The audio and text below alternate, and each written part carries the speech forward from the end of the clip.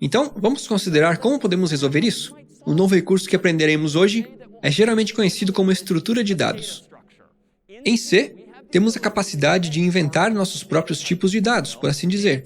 Tipos de dados que outros autores de C, décadas atrás, simplesmente não previram ou simplesmente não consideraram necessários, porque podemos implementá-los nós mesmos, semelhante ao Scratch. Assim como você pode criar peças de quebra-cabeça personalizadas, ou em C, você pode criar funções personalizadas. Então, em C, você pode criar seus próprios tipos de dados que vão além dos inteiros e floats e até mesmo strings. Você pode criar, por exemplo, um tipo de dado de pessoa, um tipo de dado de candidato no contexto de eleições, ou um tipo de dado de pessoa de forma mais genérica, pode ter um nome, um número. Então, como poderíamos fazer isso? Bem, vou propor que, se quisermos definir uma pessoa, não seria interessante se pudéssemos ter um tipo de dado pessoa, e em seguida um array chamado pessoas? E talvez esse array seja o nosso único array com duas coisas, duas pessoas. Mas, de alguma forma, esses dois tipos de dados, essas pessoas, teriam um nome e um número associados a elas. Portanto, não precisamos de dois arrays separados. Precisamos de um array de pessoas, um tipo de dado totalmente novo. Então, como poderíamos fazer isso? Bem, se quisermos que cada pessoa no mundo ou neste programa tenha um nome e um número, literalmente excluímos primeiro esses dois tipos de dados. Me dê uma string chamada nome, me dê uma string chamada número, ponto e vírgula, depois de cada um, e então envolvemos essas duas linhas de código com esta sintaxe, que à primeira vista é um pouco enigmática. De repente, são muitas palavras, mas typedef é uma palavra-chave que define um novo tipo de dado. Essa é a palavra-chave em C que permite criar seu próprio tipo de dado pela primeira vez. Struct é outra palavra-chave relacionada que informa ao compilador que este não é apenas um tipo de dado simples, como um int ou um float renomeado ou algo assim. Na verdade, é uma estrutura. Ela tem algumas dimensões, como 2 coisas, 3 coisas ou até 50 coisas dentro dela. A única palavra aqui embaixo é o nome que você deseja dar ao seu tipo de dado, e estranhamente, ela vem depois das chaves. Mas é assim que se inventa um tipo de dado chamado pessoa ou person. E o que esse código implica é que, de agora em diante, o compilador Clang saberá que uma pessoa é composta por um nome, que é uma string, e um número, que é uma string. E você não precisa se preocupar em ter vários arrays agora. Você pode ter apenas um array de pessoas daqui para frente. Então, como podemos usar isso? Bem, vou voltar ao meu código anterior, onde eu estava implementando uma lista telefônica. E por que não aprimoramos um pouco o código da lista telefônica, pegando emprestado um pouco dessa nova sintaxe? Vou ir para o topo do meu programa, acima de main, e definir um tipo que seja uma estrutura ou uma estrutura de dados que tenha um nome e um número dentro dela. E o nome dessa nova estrutura será novamente person. Dentro do meu código, vou prosseguir aqui e excluir temporariamente essas coisas antigas. Vou criar uma array chamada de people, de tamanho 2. E vou usar um método não conciso para fazer isso. Não vou usar chaves. Vou ser mais pedante ao explicar o que quero neste array de tamanho 2 na posição 0, que é a primeira pessoa em um array, porque você sempre começa a contagem em 0. Vou dar a essa pessoa um nome, entre aspas, Carter. E o ponto final é, reconhecidamente, uma nova peça de sintaxe hoje também. O ponto significa entrar nessa estrutura e acessar a variável chamada name, ou nome, e atribuir a ela o valor Carter. Da mesma forma, se eu for atribuir um número a Carter, posso ir para pessoas-chave, número 0, ponto, e atribuir a mesma coisa que antes. Mais 1, 617, 495, 1000. E então posso fazer o mesmo para mim aqui. People, colchetes. Onde devo ir? Ok, 1, porque de novo, 2 elementos. Mas começamos a contar do 0. Nome entre colchetes é igual a David, entre aspas. E por último, people entre colchetes 1, ponto, número é igual a David, entre aspas, mais 1, 949, 468, 2750. Então agora, se eu rolar a página até a minha lógica, acho que essa parte não precisa mudar muito. Ainda vou, para fins de discussão, iterar 2 vezes de i, 0, mas não até 2. Mas acho que essa linha de código precisa mudar. Como devo me referir ao nome da iésima pessoa agora, enquanto itero? Aqui devo comparar entre aspas David dessa vez. Deixa eu ver. No final aqui? Sim, pessoas entre colchetes i, ponto nome. Por quê? Porque pessoas é o nome da array. colchete i é a iésima pessoa sobre a qual estamos iterando no loop atual. Primeiro 0, depois 1, talvez mais alto se tivesse mais pessoas. Então, ponto é a nossa nova sintaxe para entrar em uma estrutura de dados e acessar uma variável nela, que neste caso é o nome. E assim posso comparar David como antes. Então é um pouco mais detalhado, mas agora, sem dúvida, este é um programa melhor, porque agora essas pessoas são tipos de dados completos por si mesmas. Não há mais sistema de honra dentro do meu loop que isso vai alinhar, porque em um momento vou consertar esse último resquício da versão anterior. E se eu tiver de encontrar como alterar o numbers colchete i dessa vez?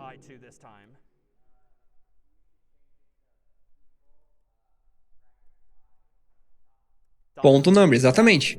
Então, o sistema simplesmente assume que o colchete i nessa matriz se alinha com o colchete i nessa outra matriz. Agora, por quê? Só existe uma array. É um array chamado people. As coisas que ele armazena são pessoas. Uma pessoa tem um nome e um número. Então, embora seja um pouco marginal, admito, dado que este é um programa curto e que isso torna as coisas mais complicadas à primeira vista, estamos agora lançando as bases para um design melhor, porque você realmente não pode estragar a associação de nomes com números, já que o nome e o número de cada pessoa estão, por assim dizer, encapsulados dentro do mesmo tipo de dado. Isso é um termo técnico em ciência da computação. Encapsulamento significa encapsular, isto é, conter informações relacionadas. Assim, temos uma pessoa que encapsula dois outros tipos de dados, nome e número. E isso estabelece a base para todas as coisas legais que falamos e que você usa no dia a dia. O que é uma imagem? Bem, lembre-se de que uma imagem é um conjunto de pixels ou pontos na tela. Cada um desses pontos tem valores RGB associados a ele, vermelho, verde e azul. Você poderia imaginar agora criar uma estrutura em C, provavelmente com 3 valores, 3 variáveis, uma chamada vermelho, uma chamada verde, uma chamada azul. Então você poderia nomear a cada coisa não uma pessoa, mas um pixel. E agora você poderia armazenar em C 3 cores diferentes, uma certa quantidade de vermelho, uma certa quantidade de verde, uma certa quantidade de azul, e tratá-las coletivamente como uma cor de pixel. E você poderia imaginar fazer algo semelhante, talvez para um vídeo ou música. Música você poderia ter 3 variáveis, uma para a nota musical, a duração e o volume. E você pode imaginar criar seu próprio tipo de dado para a música também. Então, isso é um pouco superficial. Estamos usando apenas um aplicativo de contatos familiar, mas agora temos a maneira, em código, de expressar praticamente qualquer tipo de dado que queiramos implementar ou discutir.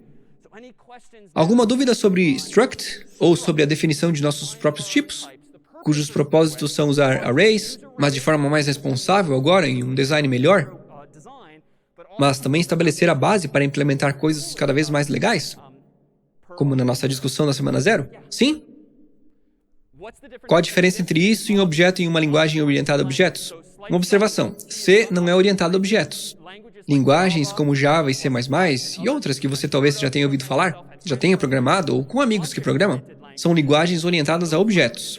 Nessas linguagens, elas têm coisas chamadas classes ou objetos que são interrelacionados. E objetos podem armazenar não apenas dados, como variáveis. Objetos também podem armazenar funções, e você pode fazer isso em C, mas não é algo convencional. Em C, você tem estruturas de dados que armazenam dados. Em linguagens como Java e C++, você tem objetos que armazenam dados e funções juntos. Python também é uma linguagem orientada a objetos, então veremos esse problema em algumas semanas, mas deixe-me adiar por enquanto. Sim? Sim, você poderia usar essa estrutura para redefinir como um int é definido? Resposta curta, sim. Já falamos algumas vezes sobre estouro de inteiros. E, mais recentemente, você deve ter me visto mencionar o bug no iOS ou no macOS que estava literalmente relacionado a estouro de inteiros. Isso é resultado de inteiros armazenarem apenas 4 bytes, ou 32 bits, ou até mesmo 64 bits, ou 8 bytes. Mas é finito. Mas se você quiser implementar em algum software financeiro ou algum software científico ou matemático que permita contar números muito maiores do que o inteiro ou um longo típico, você pode imaginar criar sua própria estrutura.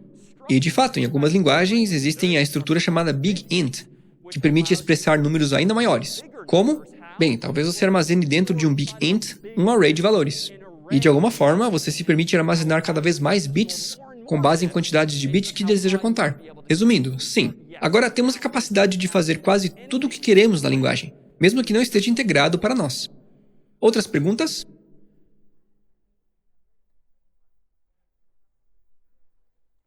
Você poderia definir um nome e um número na mesma linha? Mais ou menos. Começa a ficar um pouco confuso sintaticamente. Então eu fui um pouco mais pedante linha por linha. Boa pergunta.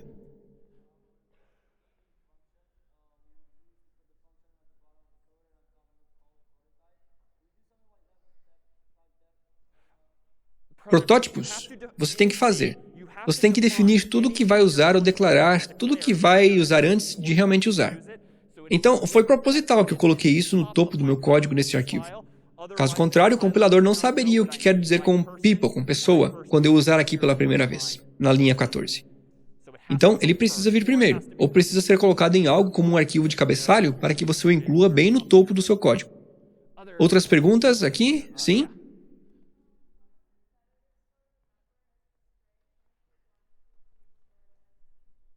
Sim, boa pergunta. E voltaremos a isso mais tarde, quando falarmos sobre SQL, uma linguagem de banco de dados, e o armazenamento de informações em bancos de dados reais. De modo geral, embora nós, humanos, chamemos as coisas de números de telefone, ou nos Estados Unidos, tenhamos números de previdência social, esses tipos de números costumam ter outras pontuações, como travessões, parênteses, sinais de mais e assim por diante. Você não poderia armazenar nenhuma dessas sintaxes ou pontuações dentro de um int. Só era possível armazenar números. Então, uma das razões para usar uma string é que eu posso armazenar o que o ser humano quiser, incluindo parênteses e assim por diante. Outra razão para armazenar coisas como strings, mesmo que pareçam números, é no contexto dos códigos postais dos Estados Unidos. Mais uma vez, voltaremos a isso. Mas para encurtar a história, anos atrás, na verdade, eu usava o Microsoft Outlook como cliente de e-mail. Eventualmente migrei para o Gmail. Isso já faz 10 anos. E o Outlook, na época, permitia exportar todos os meus contatos com um arquivo CSV, valores separados por vírgula. Falaremos mais sobre isso nas próximas semanas.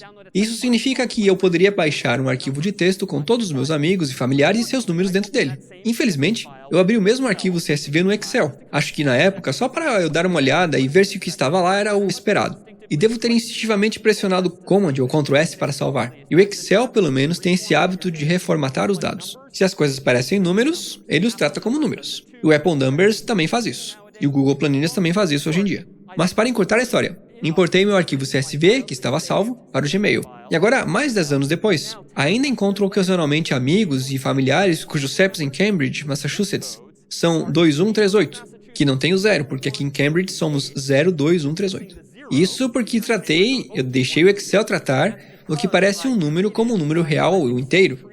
E agora os zeros à esquerda se tornaram um problema, porque matematicamente não significam nada, mas no sistema de e-mail significam. Enviar envelopes ou coisas do tipo. Certo, outras perguntas finais aqui? Sim, então eu poderia ter usado um array 2D ou bidimensional para resolver o problema anterior de ter apenas um array? Sim, mas primeiro eu diria que é menos legível, especialmente porque recebo muitos nomes e números. E segundo, isso também depende do sistema de honra. Seria muito fácil omitir alguns dos colchetes no array bidimensional. Então, eu diria que isso também não é tão bom quanto introduzir um struct. Falaremos mais sobre isso mais adiante. Matrizes bidirecionais significam apenas matrizes de matrizes, como você pode inferir.